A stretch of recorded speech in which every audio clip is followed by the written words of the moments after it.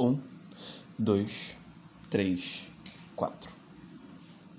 Olá, aqui quem fala é o professor Kaique e nós, nessa segunda aula, falaremos um pouquinho sobre a introdução, né? O que a gente chamou na semana passada, né, de aula 1, como se fosse a entrada, né, introdução à matemática básica. Então hoje daremos continuidade a essa parte da matemática, né, para que a gente consiga, na semana que vem, aí sim dar início à ideia de conjuntos, que é o primeiro módulo de fato, né, como a nossa apostila já divide. Então, na nossa apostila, como vocês puderam ver, na semana passada, a gente falou de várias coisas, vários elementos básicos na matemática, e aí na própria apostila já tinha alguns exercícios, porque tudo isso que a gente já está falando, né, tudo isso que a gente falou na semana passada e vai falar hoje, compete também a ideia dos conjuntos, né? Então a gente meio que pega a parte inicial de conjuntos, que seria não a parte inicial, perdão, mas a gente pega a parte de conjuntos numéricos, né, porque é um conjunto de números, e fala sobre os números em si, né? Aí por isso que a gente falou na semana passada sobre adição, subtração, as regrinhas, né? E por ali vai, né? O valor desconhecido, ou seja, tudo que de fato, de alguma maneira, direto ou indiretamente compete, né, conjuntos numéricos. Então hoje a gente vai falar um pouquinho sobre multiplicação, sobre divisão, sobre frações, né, pra gente relembrar algumas coisas, regrinhas de sinais, e tudo caminhando bem, a gente consegue dar uma exercitadinha também, e aí já deixo para vocês os exercícios, e aí na semana que vem a gente já entra com tudo nas operações quanto aos conjuntos, que aí é a parte mesmo que cai. Não que isso aqui não caia, né? Acho que isso aqui vão ser sempre ferramentas que você vai acabar tendo que usar na hora de resolver uma questão, né? Por isso são as coisas básicas. Aí sim, depois a gente começa a entrar nas matérias em si, né? Porque isso aqui não vai ser retratado como matéria, mas óbvio, isso aqui é um pré-requisito, né, para sua prova. Beleza? Bom, então continuação aqui, só para você ter aí certinho, continuação da aula que a gente chamou de aula 1. Beleza, gente? Tranquilo. Bom, então eu quero começar essa continuação a partir da ideia de multiplicação, tá? Falar um pouquinho com calma, né? Sobre essa que é uma das operações básicas, né, pra gente. Bom, a multiplicação, também conhecido como produto, você tem algumas maneiras de indicar, né? E a multiplicação, ela dá uma ideia de você como se você estivesse otimizando a adição. Porque, por exemplo, quando a gente pega uma multiplicação que nem essa que está aqui, 5 vezes 7, ou seja, o que isso aqui poderia ser substituído? Isso aqui, galera, é como se a gente estivesse pegando o 7 5 vezes e somando 7 5 vezes, ou seja, 7 uma vez, 7 duas vezes, 7 três, mais 7, mais 7, 5 vezes 7. Somar o 7 5 vezes. Ou ao contrário. Ou você também poderia interpretar, e a gente vai falar depois das regras que isso aqui tem e propriedades, ou somar 7 vezes o 5. Se eu somar o 5 7 vezes, vai dar o resultado dessa multiplicação. Então, uma multiplicação, você pode interpretar assim, como se você estivesse fazendo uma adição, só que mais rápida. E aí, obviamente, né, é uma outra operação, né? Tem até relações com a adição, mas é uma outra operação e tem as suas devidas regras. Só anotação a princípio. A gente sempre pode indicar uma multiplicação a partir de um ponto, né? 5 vezes 7, é assim que a gente lê. Ou produto de 5 por 7. Uma outra forma de você... E isso aqui daria pra gente 35, lá da tabuada. Uma outra maneira de você também escrever isso seria os 5 vezes 7, assim, tá? Com x. A gente acaba usando isso aqui menos, justamente porque o x a gente costuma atribuir para o valor desconhecido, né? Então pode ficar uma misturada, então eu recomendo que você continue indicando assim. Acho que você já deve ter aprendido isso, né? Mas caso não, tá aí ressaltado. Continue indicando assim. Eu também queria dizer para vocês uma última coisa aqui, até essa aqui eu não estava planejando não, que a gente sempre pode indicar 5 vezes 7 dando 35, ou também pode ser um 7 vezes 5, tá, galera? Como eu estava dizendo anteriormente. E aí, a gente chega no que eu chamaria de primeira regrinha, né? Ou primeiros nomes que a gente pode apresentar. Primeiro, esse 35 aqui é o resultado, né? A gente pode chamá-lo de resultado, sem problemas. Ou pode chamar de produto mesmo. 35 é o produto final de 5 vezes 7, ou de 7 vezes 5. Resultado ou produto, tá? Bom, tanto o 5 quanto o 7, e aí independente da ordem, tá? 5 e 7, ou 7 e 5, independente da ordem, eu vou chamar a atenção deles pra cá. Vou fazer até assim, ó. Ver se eu consigo contemplar todo mundo. Tanto o 7 quanto o 5, eles são chamados de fatores da multiplicação, tá? E aí daqui que vem aquela frase, por exemplo, a ordem dos fatores não altera o produto, tá? Então, esses dois aqui são chamados de fatores. E daqui que vem aquela palavrinha, aquela frase, né? A ordem dos fatores não altera o produto, a ordem dos tratores não altera o viaduto, né? A galera costuma fazer brincadeiras aí, mas de fato isso é verdade, né? Fazer 5 vezes 7 ou 7 vezes 5, se você tomar aquela ideia de se eu pegar 7 e somar 5 vezes, ou se eu pegar o 5 e somar 7 vezes, de fato a gente vai ter o mesmo resultado. Consegue visualizar isso que eu falei? Se eu pegar o 5 e somar ele 7 vezes, 5 mais 5, 10, mais 5, 15, mais 5, 20, fizer 7 vezes vai dar 35. Ou, se eu pegar o 7 e somar 5 vezes, 7 mais 7, 14, mais 7, 21, mais 7, 28, mais 7, 35, beleza? Então a ordem dos fatores, de fato, ela não altera o produto, não altera o resultado. Fechou? Tá. Quero te chamar a atenção de duas consequências que isso vai ter. Por exemplo, se eu pegar o 5 lá que a gente estava falando dele e multiplicar por 1, quanto que vai dar isso? Vamos ler isso? Eu vou multiplicar o 5 uma vez. Na verdade, a gente acaba chamando de 1 como elemento neutro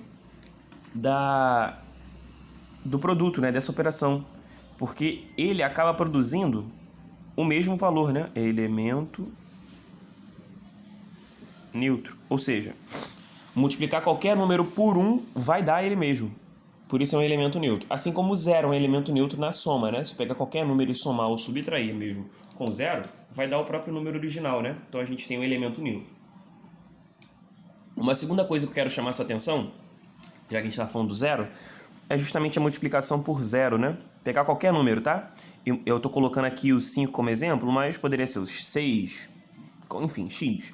Qualquer valor x vezes zero vai dar zero, tá? Então, você pode gravar essa frase, né? Qualquer número multiplicado por zero vai dar zero. Mesmo até do que se tenha mais números, beleza? Pode ser 5 vezes 7, vezes 8, vezes 13, vezes 21, vezes 49, vezes 79... Beleza. Se eu pegar um fator e se um dos fatores do produto for zero, é garantido que vai dar zero. Pode ter 15 mil. Beleza? Se 14.999 forem diferentes de zero, e se tiver o último lá, umzinho, zero, o resultado vai dar zero. Beleza? Então, muita atenção aí. Por isso, aqui em algumas contas, vocês vão ver, eu quero abrir um parênteses aqui, tá? Isso aqui a gente não vai ver nem tão cedo, mas a gente vai ver isso esse ano ainda. Por isso que às vezes você tem uma equação lá do segundo grau, papapá, e você tem assim, x vezes x menos 2 igual a zero, né? Quando você está resolvendo as raízes. Aí a gente fala o que aqui nesse método de solução? Ah, então significa que um dos fatores tem que ser zero. Aí como é que a gente resolve? Ou esse fator aqui é zero, ou esse segundo fator aqui vale zero. Aí a gente chega na conclusão de que o x valeria 2 ou zero, tá? Só aí para você ter um exemplo de fator zero. É porque a gente está vendo um produto em que o resultado dá zero. Se o resultado deu zero, significa que tem zero por aqui. Ou um ou outro, até mesmo os dois. Mas um dos dois, pelo menos, tem que ser zero. Beleza? Não tem como dois números diferentes de zero dar zero. Sacou? Beleza? Bom, falando das expressões numéricas, né, quando a gente acaba usando essas operações para mais fatores e até outras operações, como a soma e a subtração, por exemplo, quero lembrar com vocês algumas regras que vocês já devem estar usando aí, né? Mas como a gente está relembrando, acho que não custa nada, né? É rapidinho também. Se liga. Aqui a gente repara, né? Vamos ler essa expressão? Seria 5 vezes 7 mais 2 vezes menos 3 e menos 7 vezes 2. Bom, quando a gente envolve o produto, a gente envolve multiplicação nas expressões numéricas, a gente tem uma regra geral, tá? Essa regra geral ela vai dizer o seguinte, que você sempre deve resolver o produto primeiro. Ele tem a prioridade. Kaique, mas quando tem parênteses? Não interessa, tá? Sempre o produto vai vir primeiro.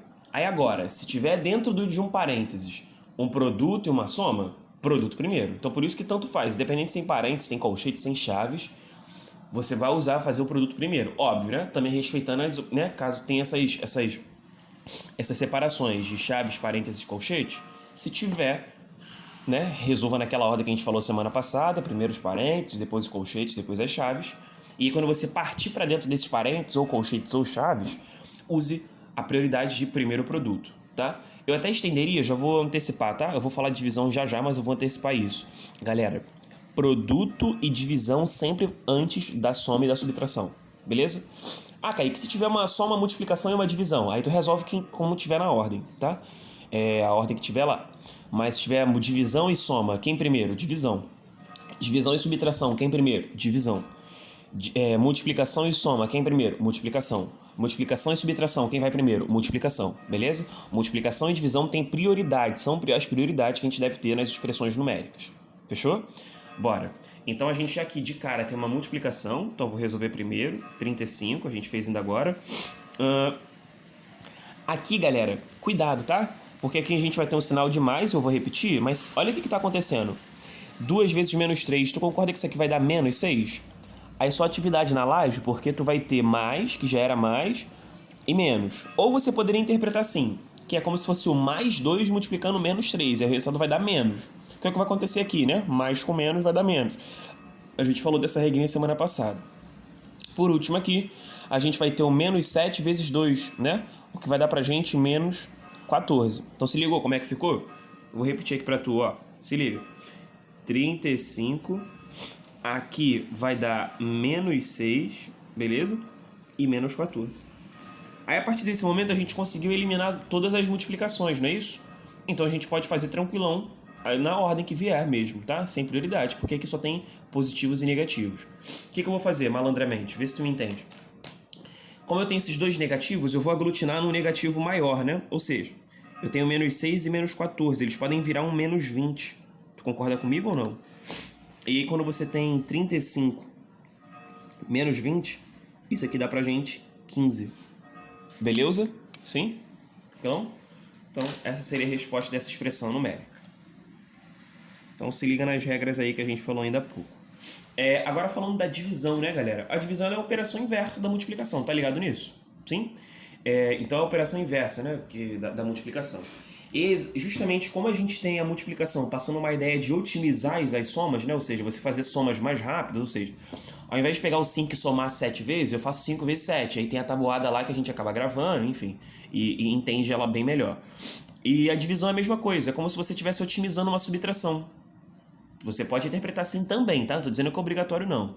Mas, por exemplo, quando você tem 12 dividido para 3, qual é o resultado disso? Respondeu correto quem falou 4. 4 seria a resposta, tá? Eu queria te mostrar outras maneiras de você indicar a mesma divisão, beleza? Bom, o 12 dividido para 3 pode ser assim, ó, 12 sobre 3, é o que a gente chama de fração, é divisão, razão, né? Pode ser, eu vou tentar, tá? Eu juro que eu vou tentar, pode ficar meio apertado. Pode ser 12/3, isso também indica uma divisão.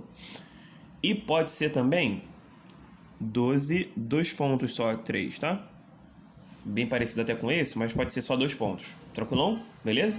E tudo isso, óbvio, dá 4. Mesma coisa, são só maneiras diferentes de representar essas 3. Essas 4. Eu coloquei aqui embaixo uma outra divisão que eu quero falar sobre o nome, né, dos elementos de uma divisão. O que compõe, como é que a gente pode chamar, né, notar esses elementos. A divisão que eu coloquei aqui é um 37 dividido para 10, né? Eu acho que essa divisão é fácil porque, como é dividir por 10, a tabuada do 10 ela vai de 10 em 10, né? Obviamente. 10, 20, 30, 40. Então dá pra ver que não chega a ser 40. Então o máximo que esse valor pode ter, né? Lembrando a divisão, como é que a gente faz isso? Bom, não dá pra baixar o 3 porque o 3 é menor do que o 10. Então a gente abaixa todo o número que é o 37. Aí a gente vai avaliar o seguinte, qual o número que eu multiplico por 10 que dá 37 ou próximo de 37? É o papo que eu estava te dando.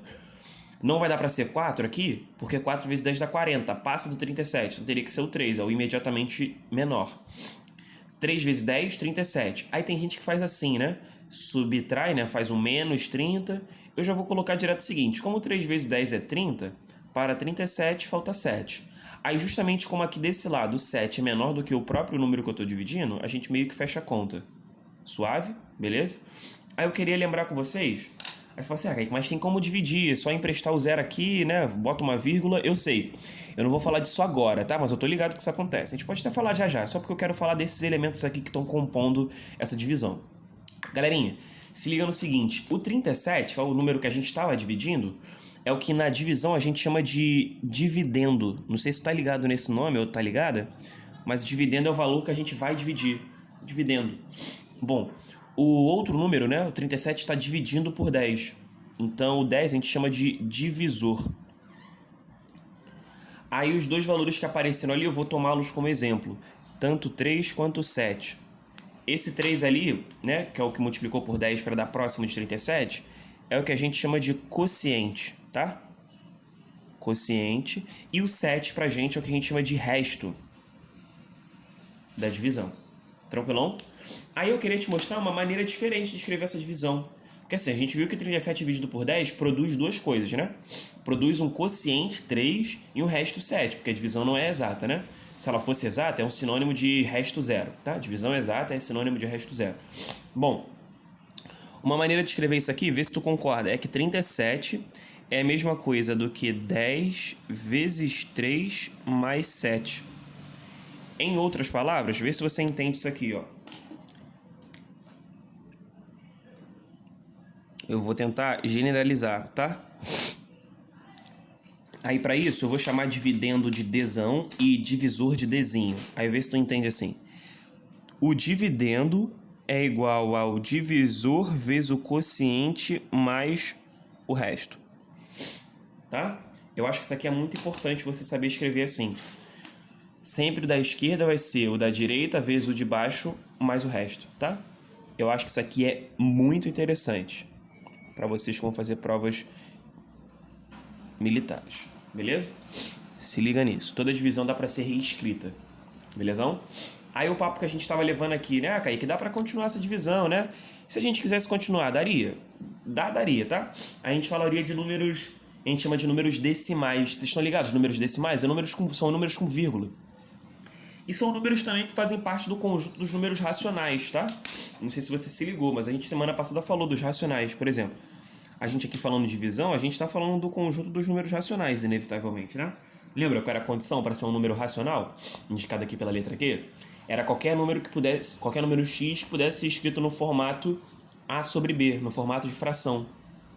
Lembrou? Beleza? Bom, e aí essa divisão, se você quisesse continuar, é assim, né? Deixa eu fazer ela aqui de verde, pra você entender que eu estou fazendo no segundo momento. Tá, 37 lá por 10, a gente sabe que aqui vai dar 3, baixou, né? 7. Aí tem um procedimento que você dá para continuar que é assim, né? Bota uma vírgula aqui e empresta um zero. Porque o 7 era menor do que o 10, então para nesse número se tornar maior. E aí assim, 70 é maior do que 10? Então dá para dividir. Seria o 7, aí seriam agora 0, né? Porque 7 vezes 10 dá 70, não sobra nada, sobra 0, beleza? Aí, uma outra interpretação que você também poderia ter, né? Caso você, na hora que você botou a vírgula aqui, passou o 0 para cá, tem ainda a possibilidade desse 70, por exemplo, não ser um valor possível de dividir por 10. Se é que fosse 100, né? Por exemplo. Aí o que você vai fazer? Botou a vírgula, botou o 0 e ainda não deu, aí você coloca um outro 0.